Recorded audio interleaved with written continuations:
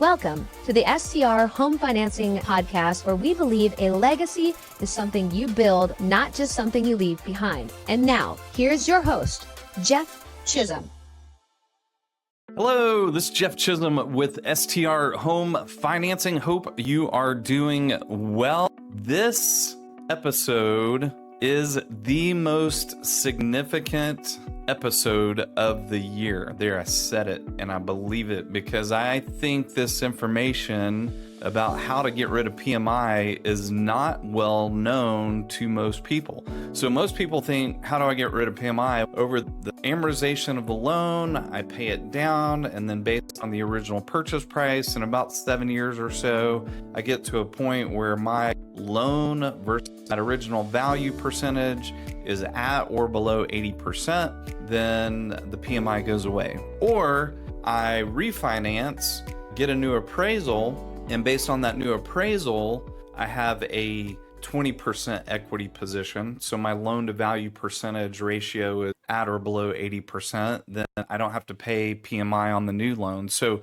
you wouldn't refinance just to get rid of PMI. Some people think you do, but most people aren't going to refinance just to get rid of PMI. It's usually because they want to get cash out or they're getting a lower interest rate.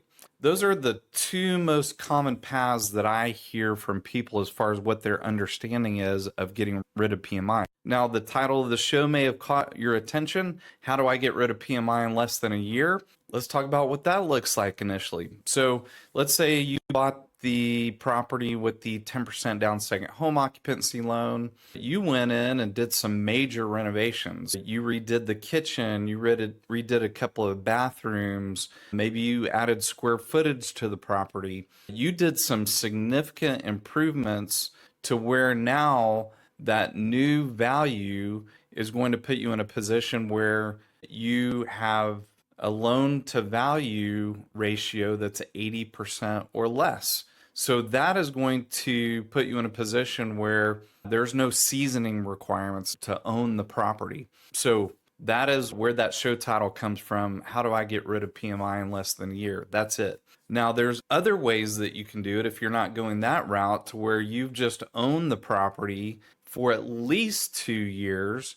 You can get a new appraisal done, and as long as, I'm going to go ahead and just read this from the Fannie Mae policy. So if you have lived in the property or own the property for at least 2 years, and your loan to value ratio based on the new appraisal, so the value's increased, you're at 75% or less, you can get rid of that PMI if you've owned the property for at least 2 years and you haven't done major improvements. So maybe you went in, you replaced carpet, you redid the painting, you did replace some light fixtures. So what Fannie Mae would consider and Freddie Mac would consider minor things. Like I said before, the major things are renovations, kitchen remodels, bathroom remodels. But this stuff that you did was cosmetic. With the market improvement, that new appraisal puts you in a position where your loan to value is at 75% or less. The other seasoning requirement is if you've owned it 5 years or more, puts you in a position where you only have to achieve an 80% loan to value.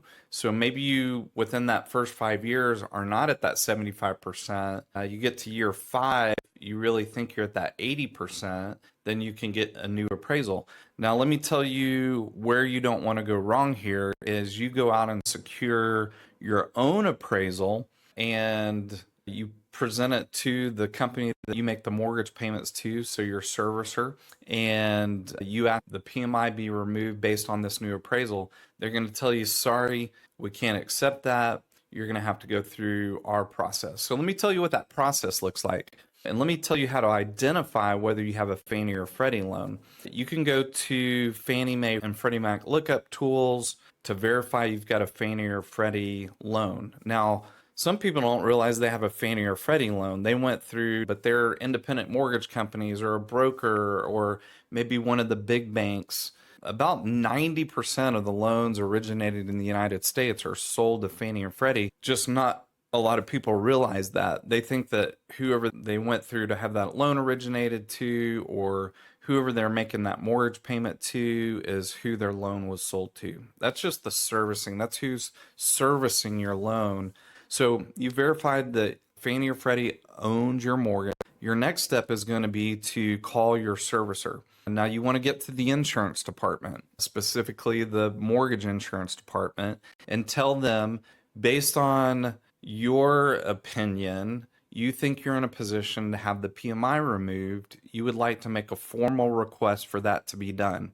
So I've done that here recently myself. They sent me an email with all the facts and figures around this is my balance, this is what it's going to have to appraise for, and then they're going to have you pay for a brokered opinion. I'm sorry, it's called a BPO, a broker price opinion of your property. Now, that's not going to typically cost $400, $500 like the appraisal that you paid for when you purchased the property. In my case, my experience was it cost me about $150 for that to pay for that BPO. So you make the phone call, you make the formal request, they're going to send you whatever next steps. You're going to pay for that broker price opinion appraisal.